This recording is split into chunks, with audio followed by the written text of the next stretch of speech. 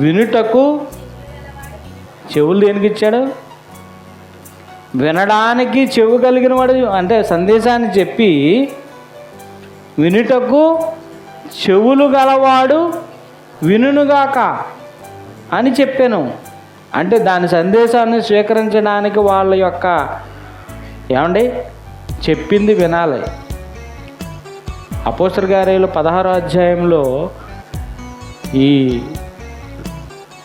లూదియా ఏం చేసింది? అప్పుడు లూదియాను దైవజనురాలు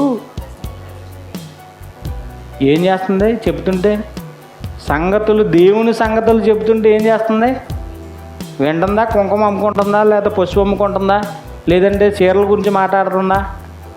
సంఘంలో చాలామంది చెప్పి వినరండి, వినటానికి ఇష్టపడరు. బౌద్ధ అవతారాలాగా ఇక్కడ కూర్చుంటారు కానీ మనసంతా ఎక్కడో ఉంటుంది. చెవి ఏమి ఎక్కలేదు, ఎక్కడ పెట్టమన్నాడు? వినండి. ఏమంటున్నాడమ్మా? దైవ భక్తి కలిగిన వాళ్ళు ఏం చేస్తారంటే, మీరు దైవభక్తులే, దేవుని భక్తి కలిగిన వాళ్ళు ఏం చేస్తారంటే, పౌలు చెబుతున్న మాటల, సంఘానికి చెబుతున్న మాటలు వినుచుండెను. వినాలి ముందు. వినుట వల్ల విశ్వాసం, వినుట క్రీస్తుని గురించిన మాట అని చెప్పిన మాట మనం విన్నప్పుడు వినాలి కదా ముందు. చాలా